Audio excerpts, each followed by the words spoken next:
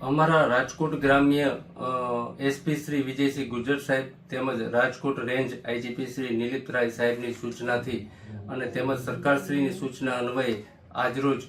જે કાળાબજારી બાટલા કરતા હોય જે અનુસંધાને જરૂરી વોચમાં રહેલ હોય જેથી આ કામે અમારી જુદી જુદી ટીમો ગોંડલ ડિવિઝનની કાર્યરત હોય જેમાં Sapar police station RB Rana સાહેબ વિજી જેઠવા તથા સર્વેલન્સ સ્ટાફોને હકીકત મળેલ કે પારડી શીતળા માતાજીના મંદિર પાસે બે એસમો એલપીજીના મોટા સિલિન્ડરમાંથી નાના સિલિન્ડર રિફિલિંગ કરતા હોય જેથી ત્યાં તેઓ જગ્યાએ જરૂરી કાર્યવાહી કરતા રાજીવ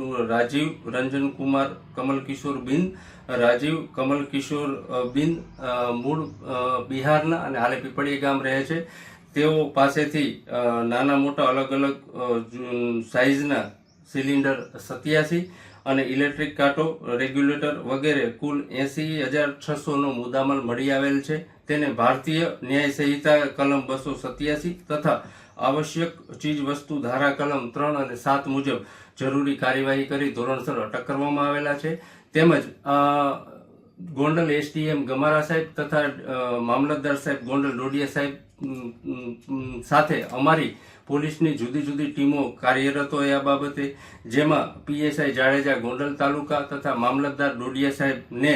હકીકત મળેલી કે બિલિયાળા ગામે રોનક પાનની કોલ્ડ ડ્રિંક્સની દુકાન આવેલી છે ત્યાં ભરતભાઈ વાલજીભાઈ કણઝરિયા ને જરૂરી કાર્યવાહી કરતા ખાલી તેમજ ભરેલા કુલ 25 સિલિન્ડર મળી આવેલા છે અને કિંમત રૂપિયા 45,410 મુદ્દામાલ સાથે મળી આવેલા છે અને આ બાબતે મામલતદાર ડોડિયા સાહેબે જરૂરી કાર્યવાહી કરેલી છે અને આગળની આ બાબતની જરૂરી કાર્યવાહી ચાલુ રાખવામાં આવેલા છે અને તમામને જણાવવાનું કે કાલા સિલિન્ડર કાલાબાજારી કરવામાં નહીં આવે અને જો કરવામાં આવશે તો જરૂરી કાર્યવાહી આગળ પણ કરવામાં આવશે.